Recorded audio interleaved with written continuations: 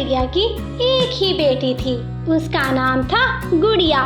मम्मा और पापा अपनी बेटी गुड़िया को बहुत प्यार करते थे। गुड़िया की मम्मा, मैं जा रहा हूँ खाना लेने, तुम मेरी गुड़िया का बहुत ख्याल करना। मेरी नहीं, हमारी गुड़िया का ख्याल रखूंगी मैं। नहीं नहीं नहीं, मैं तो अपने पापा की गुड़िया हूँ। देखो, मेरी बेटी मुझसे ज्यादा प्यार करती है, पर जब पापा घर में नहीं होंगे तो फिर देखना गुड़िया मेरी बन जाएगी। ऐसे चिड़ियों का परिवार बहुत खुशियों से अपना जीवन गुजार रहा था। पापा चिड़िया दाना लेने चला जाता है और मम्मा चिड़िया घर के कामों में लग जाती है। मम्मा मैं खिड़की की सफाई करने जा रही हूँ। ध्यान से गुड़िया बेटी, ध्यान करना तुम अपना।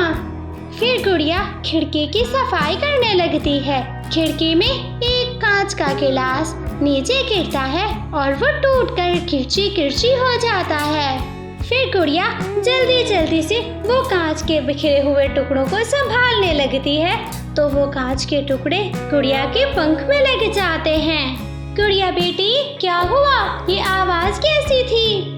कुछ नहीं मम्मा, वो गिलास मुझसे गिर गया था। गुड़िया अपनी मम्मा से छुपा लेती है। वो अपना पंख जल्दी जल्दी खून से साफ कर लेती है। गुड़िया बेटी, मैं नदी से पानी ले आऊं, तब तक आप अपनी कोई किताब पढ़ लो। फिर मम्मा चिड़िया मटका उठाती है और नदी पर चली जाती है। गुड़िया अपने घोंसले में बैठ जाती है और वो एक किताब उठा लेती है। गुड़िया को बहुत दर्द महसूस हो रहा था, मगर वो ये बात अपनी मम्मा से छुपा लेती है। पापा चिड़िया भी दाना ढूंढ लेता है और एक मीठा फल भी ढूंढ लेता है। ये मीठा फल मेरी गुड़िया के लिए और दाना रानो और मेरे के लिए। आज मैंने अपना भोजन इकट्ठा कर लिया है। अरे क्या हुआ, आज गुड़िया मेरे आने से पहले ही सो गई।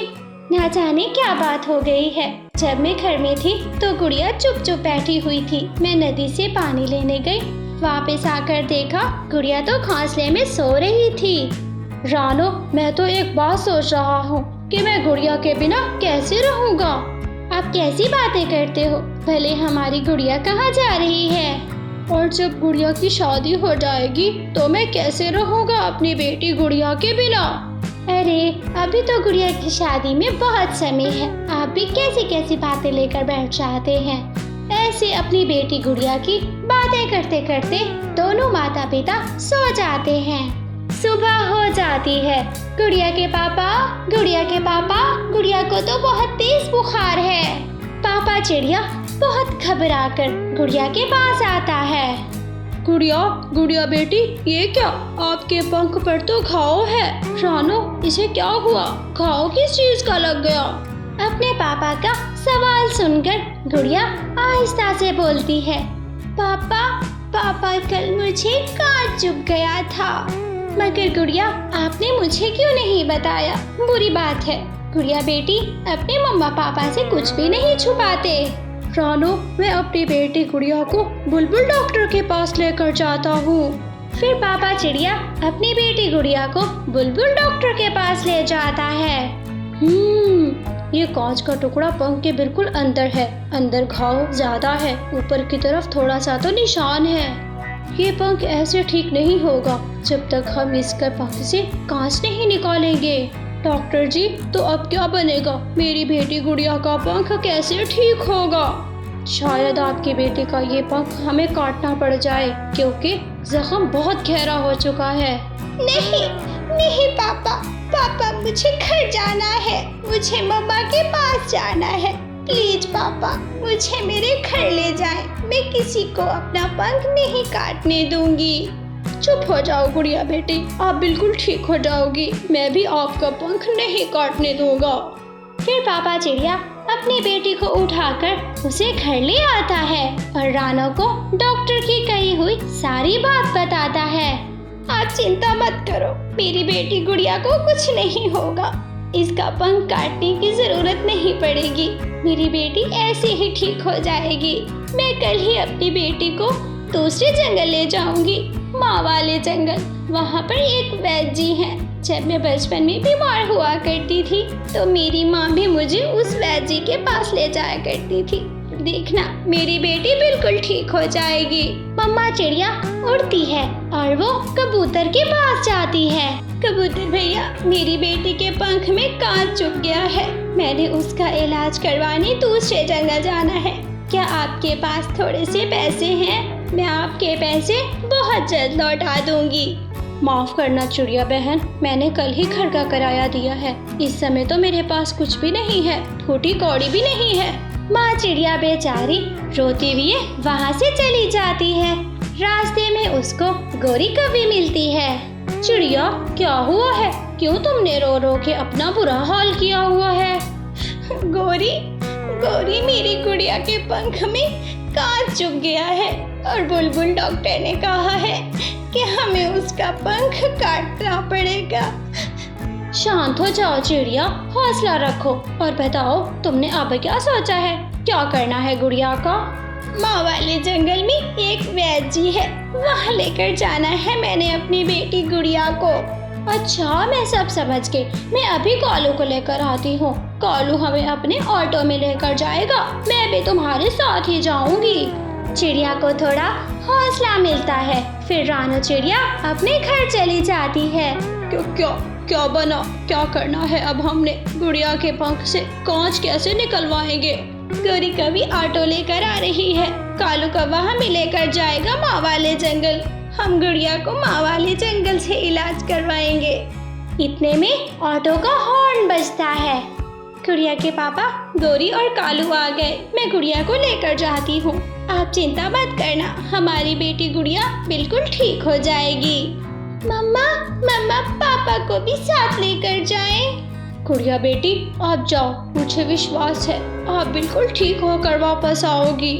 माँ चिड़िया अपनी बेटी गुड़िया के साथ ऑटो में बैठ जाती है। कालू कौवा अपना ऑटो तेजी से चलाता है। चिड़िया, तुम चिंता न करना, मैंने पैसे भी ले लिए हैं। जितने पैसे गुड़िया पे लगेंगे सभी के सब मैं ही लगाऊंगी। गोरी बहन, आपकी वजह से ही तो मुझे हौसला मिला है, वरना मैंने तो रो रो के बुरा हाल बना लिया था। थोड़ी ही देर में कालू कौवा अपने ऑटो पर उनको दूसरे जंगल में पहुंचा देता है। गोरी, मैं जा रहा हूँ, मैं कल वापस आऊंगा गुड़िया को लेने के लिए। कालू भैया, आप बहुत अच्छे हैं, मैं आपका ये एहसान कभी नहीं भूलूंगी।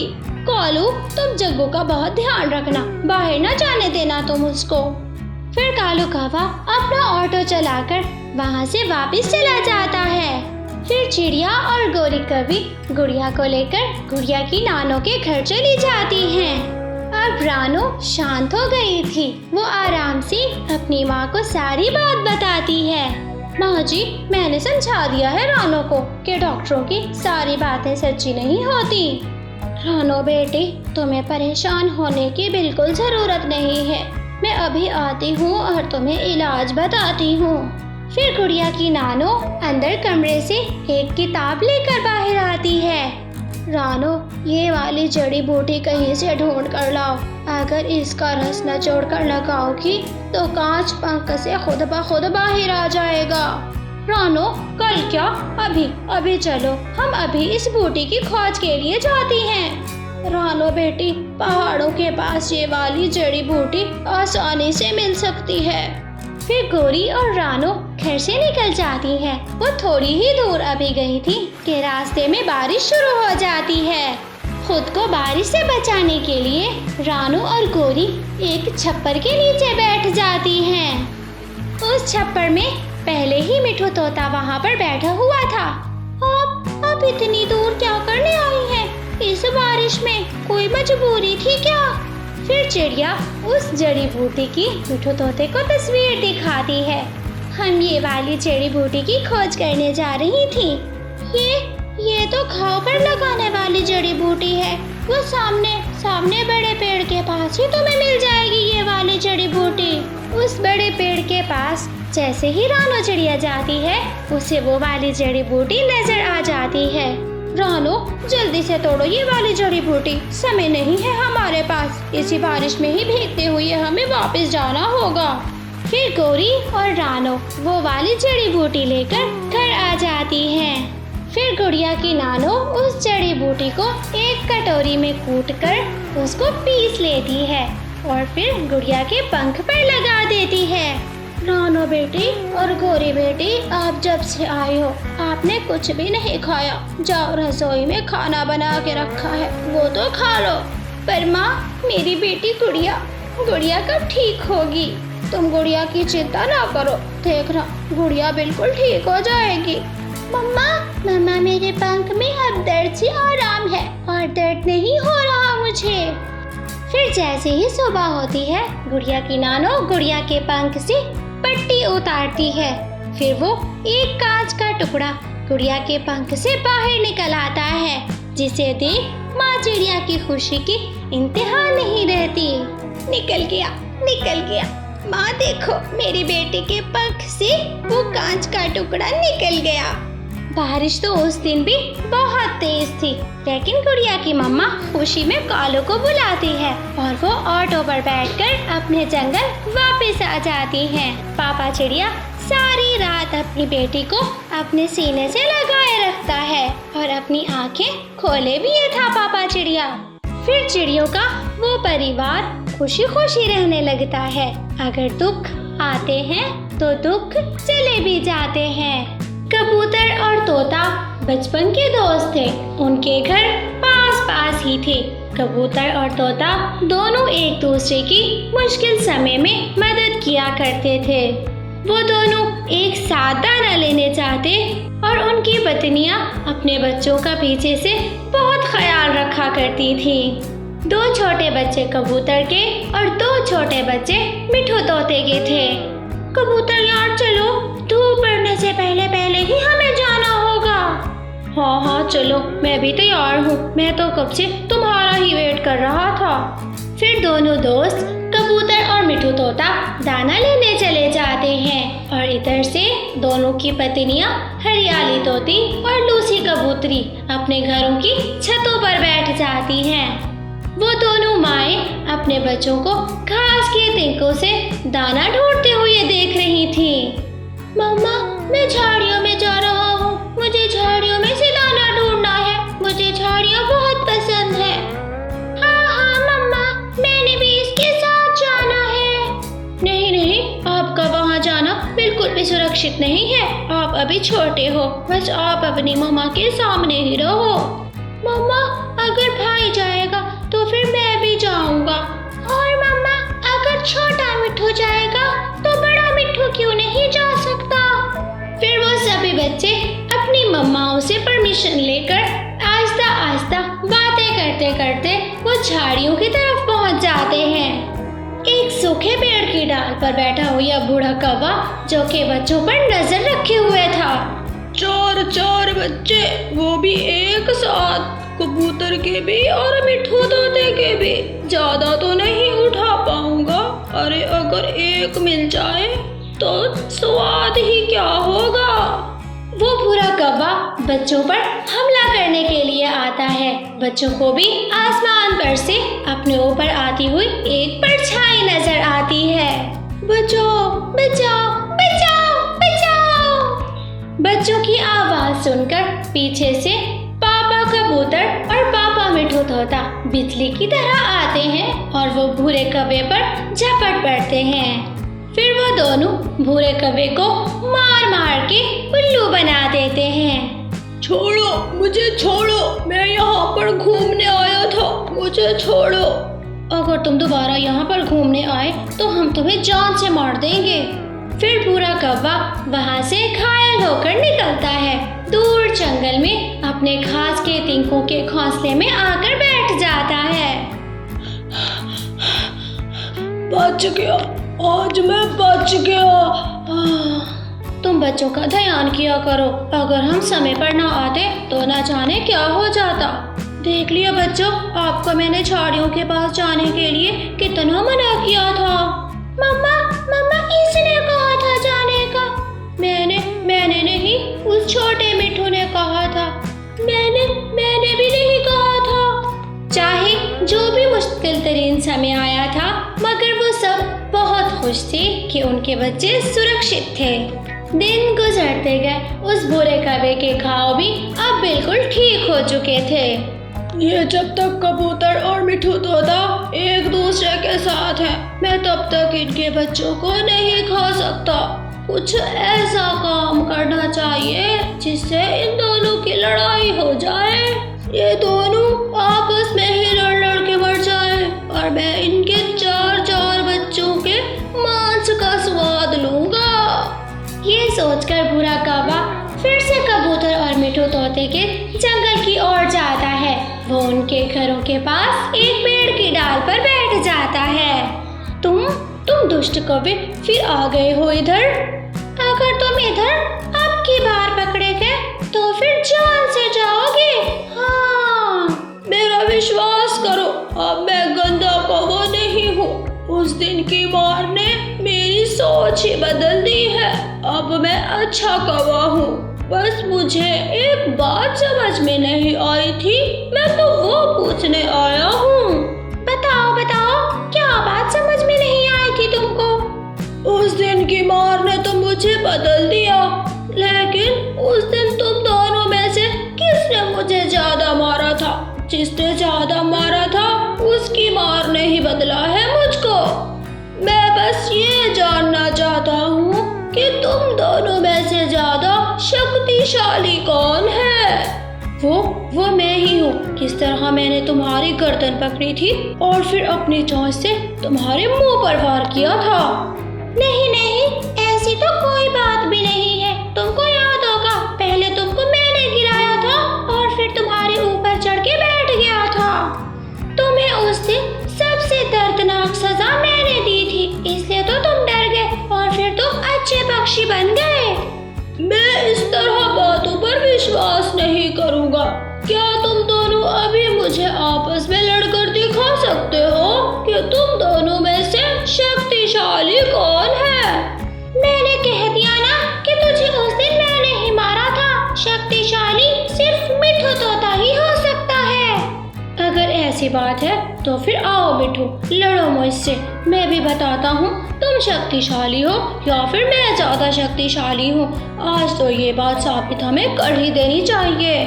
हाँ, ये हुई ना बात। अरे लड़ो आपस में, देखता हूँ कि कबूतर जीत पाएगा या फिर मिठू तोता। आखिर वो कौन सा पक्षी है जिसकी वजह से मैं इतना अच्छा पक्षी बन गया। ठीक है, कल बड़े पेड़ के पास आ जाना, मैं भी देखता हूँ। फिर मिठू तोता वहाँ से गुस्सा होकर अपने घर चला जाता है और बुरा कौवा जाल बिछाकर वहाँ से अपने तिनकों के घोंसले में चला जाता है। मिठू जी, आप दोनों आपस के बचपन के यार हो। किसी अजनबी के कहने पर बड़ा लड़ने की क्या जरूरत है? हम एक दूसरे के पड़ोसी हैं, एक दूसरे की कितनी मदद करते हैं। लड़ना कोई अक्लमंदी नहीं है मिठू जी। मैंने कह दिया तो फिर कह दिया, मैं ही शक्तिशाली हूँ। मेरे ही वार से वो डरकर बुरा कौवा अच्छा कौवा बन गया है।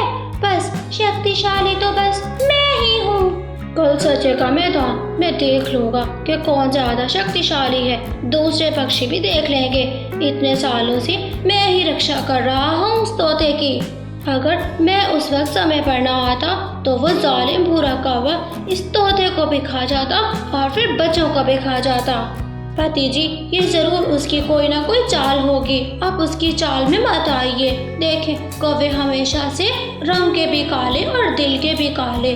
आप प्लीज उसकी बातों में आकर अपने दोस्त से लड़ाई ना करें। मेरे डर में आकर सभी बदल जाते हैं, सभी गंदे पक्षी अच्छे पक्षी बन जाते हैं। अगर तुम्हें विश्वास नहीं तो फिर कल आकर मैदान में देख लेना। इस तरह दोनों का गुस्सा बढ़ता ही चला जाता है। वो दोनों बेचैनी से अगली सुबह का इंतजार करने लगते हैं। फिर अगले दिन जब तोता और कबूतर उस बड़े पेड़ के पास पहुंच जाते हैं तो रानो चिड़िया आती है। कबूतर और मिठू, लड़ना बहुत बुरी बात है। अपने बच्चों की तरफ देखो, तुम्हारे पंख टूट जाएं, तुम्हारी आँख फूट जाए तो उनका क्या बनेगा? तुम दोनों कितने प्यार और कितने इत्तेफाक से रह रहे थे, ना जाने वो दुष्ट कौवा कहाँ से आ गया। रानो हट जाओ, दूर हो जाओ, वरना मेरी कोई चोंच तुम्हें भी लग सकती है। वो बुरा कौवा साथ वाले पेड़ पे ऊपर बैठा हुआ था और फिर वो कहता है, मुकाबला शुरू करो, मैं भी देखना चाहता हूँ शक्तिशाली कौन है जिसकी वजह से मैं अच्छा पक्षी बन गया। इस तरह दोनों लड़ना शुरू कर देते हैं। कभी तोता ऊपर आ जाता तो कभी कबूतर ऊपर आ जाता। तोते की मोटी चोंच तो बड़ी ही जालिम थी, वो जब भी वार करता वो कबूतर के पंखों पर ही करता। इस तरह कबूतर के पंख हवाओं में उड़े ही जा रहे थे, उड़े ही जा रहे थे। मैं इसी ही दिन के तो इंतजार में था। अब देखो कैसे लड़ रहे हैं दोनों दोस्त। अब तुम्हारे बच्चे खाने से मुझे कोई नहीं रोक सकता।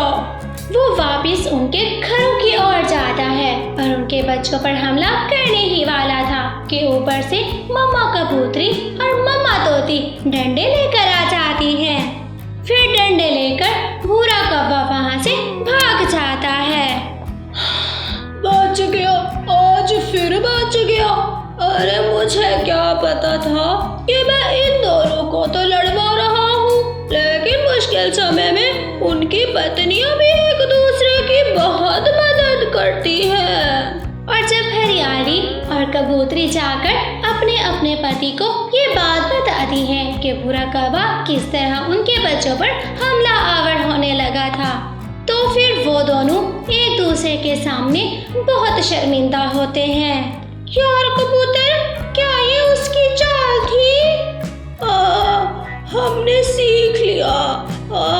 पंख बहुत दुख रहा है। हमने सीख लिया। हमने अपने इस बुरे वक्त में बहुत कुछ सीख लिया। हमारे बच्चे भी सुरक्षित हैं और हम आइंदा कभी किसी की बातों में नहीं आएंगे। और फिर रानो चिड़िया मजाक के मूड में थी। और हाँ, ये भी पता चल गया तुम दोनों में से मिट्ठू तोता ज्यादा शक्तिशाली है। ये बात सुनकर मिट्ठू और हरियाली, लूसी और कबूतर हंसने लग जाते